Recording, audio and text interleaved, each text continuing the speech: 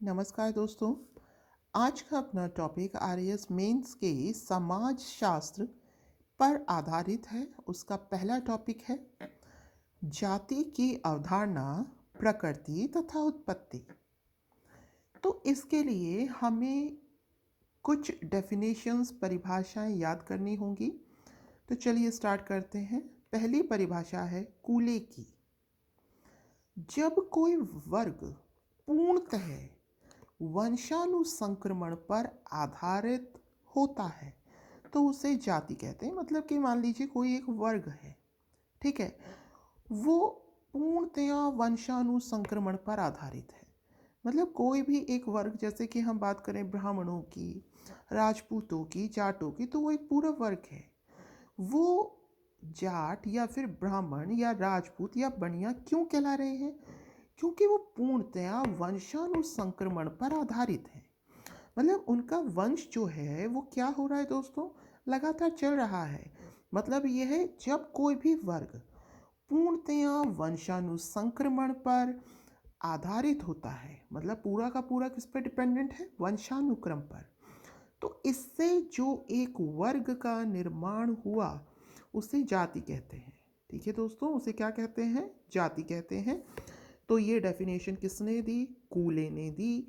तो कूले का दोबारा से देख लीजिए। जब कोई वर्ग पूर्णतः वंशानुसंक्रमण पर आधारित होता है तो उसे क्या कहते हैं दोस्तों? जाति कहते हैं।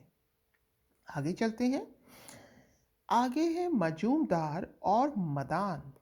मजूमदार और मदान ने क्या कहा? इन्होंने जाति एक बंद वर्ग है।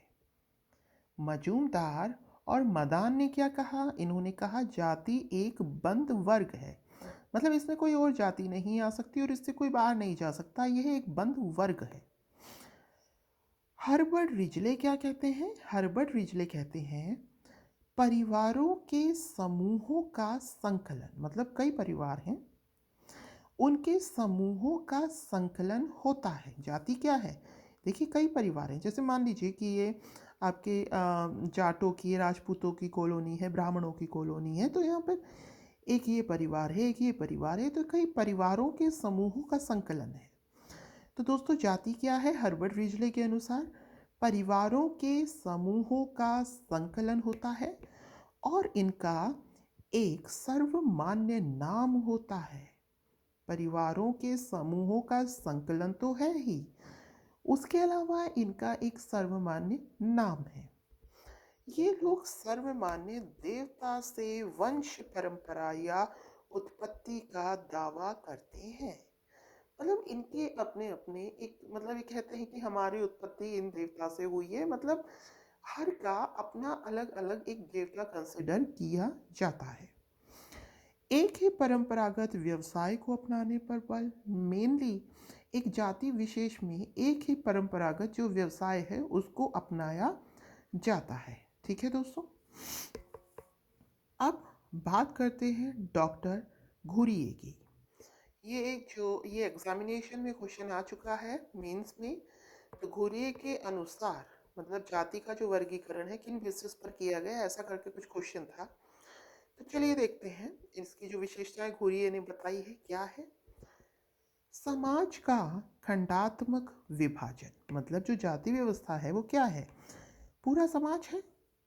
समाज को हमने क्या किया है दोस्तों? खंडों में विभाजित किया है। भाई ये ब्राह्मण है, ये बनिया है, ये क्षत्रिय है, ठीक है, ये जाट है। तो इस हमने क्या किया? जो पूरा समाज था उसका क्या कर दिया? खंडों में विभाजन कर दिया।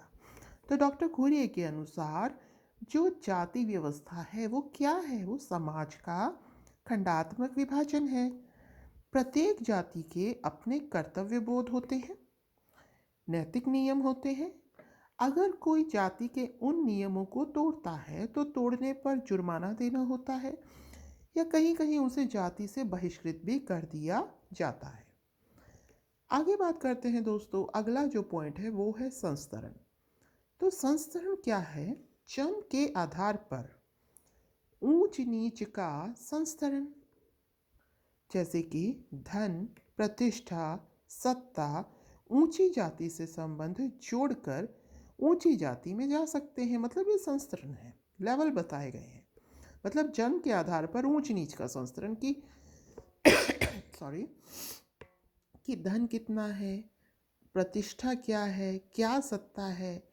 ऊंची जाति से अगर हम मतलब अगर मान लीजिए किसी की इमेज अच्छी है, प्रतिष्ठा है, धन है, सत्ता है उसके पास, तो वो अगर वो लोअर कास्ट भी है तो वो अपने को जो द्विज वर्ग है, ठीक है, उससे रिलेटेड मान सकती है।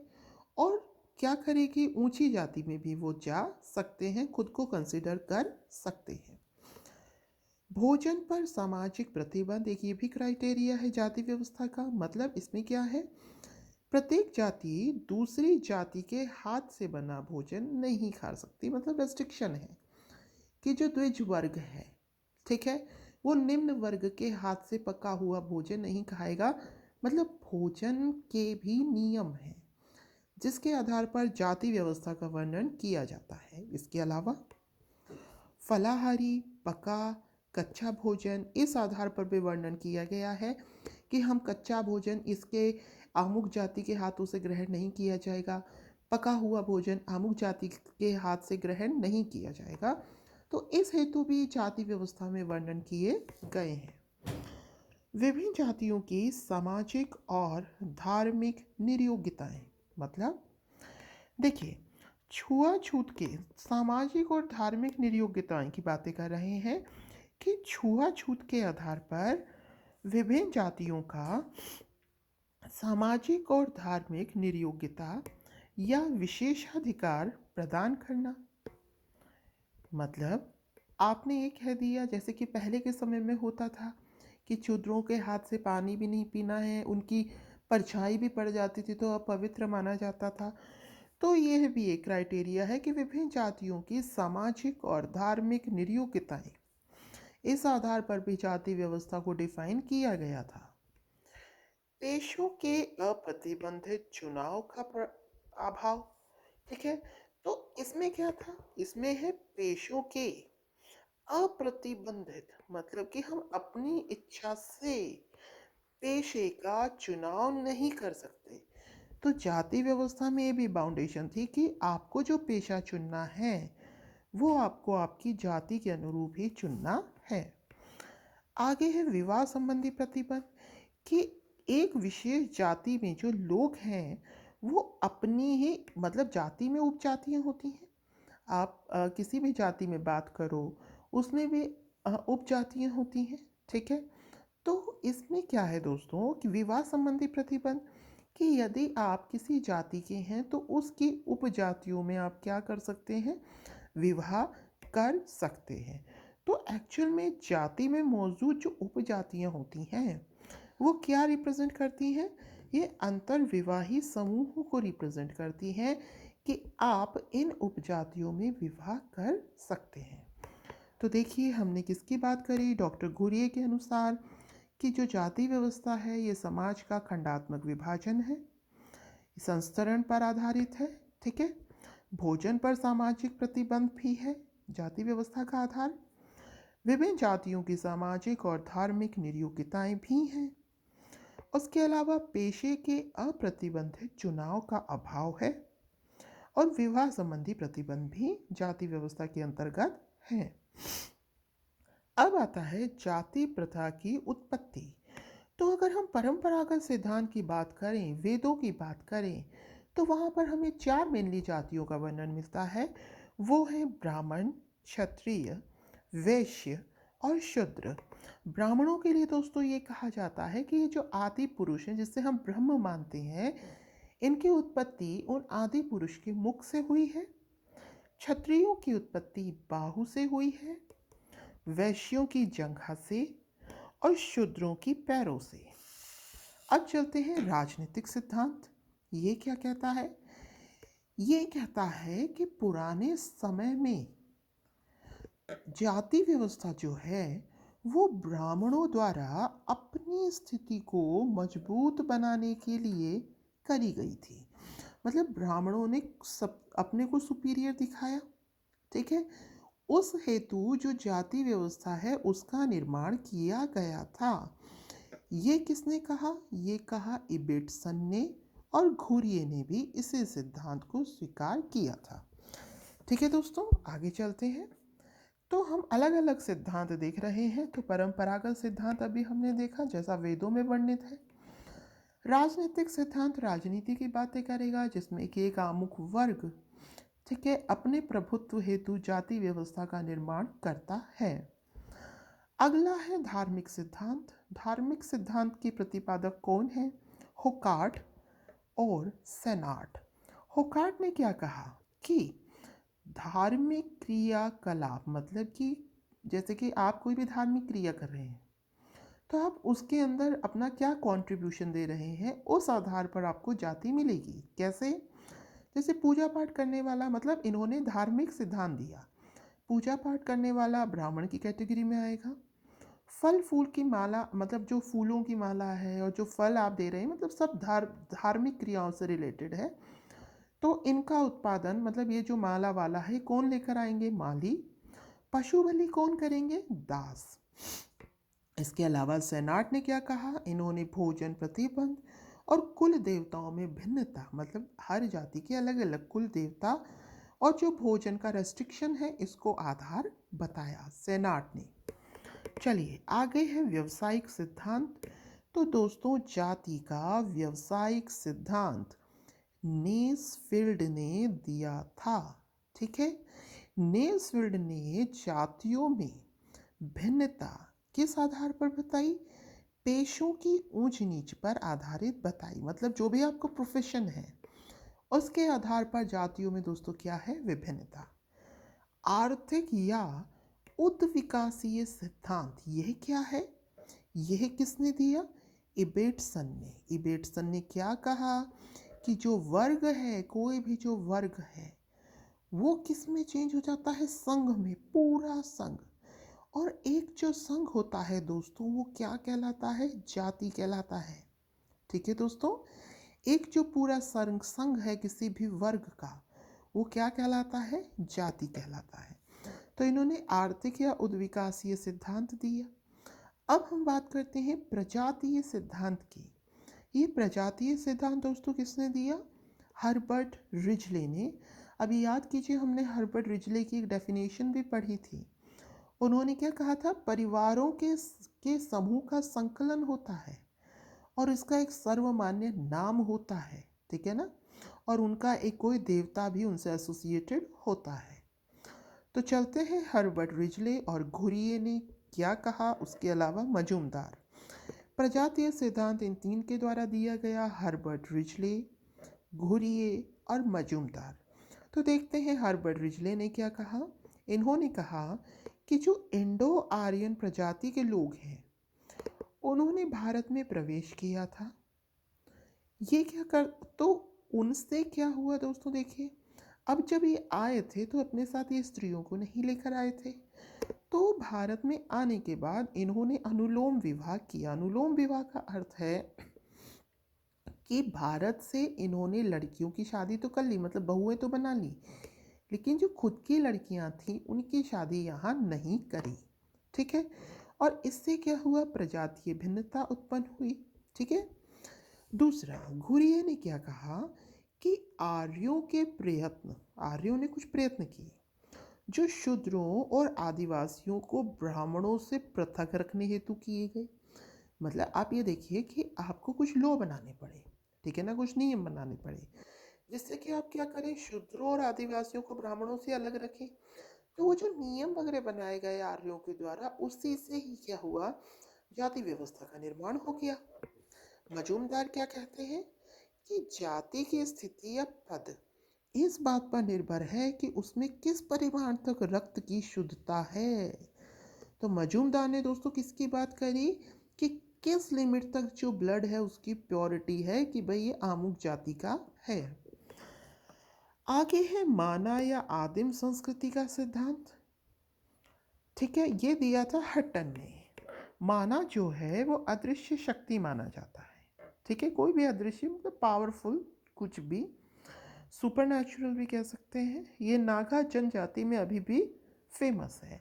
मतलब इनका जो संस्कृति का सिद्धांत है वो इसके अकॉर्डिंग है कि ये कहाँ पाया जाता है, मतलब ये किसने इसका वर्णन किया है, किसने नहीं किया है।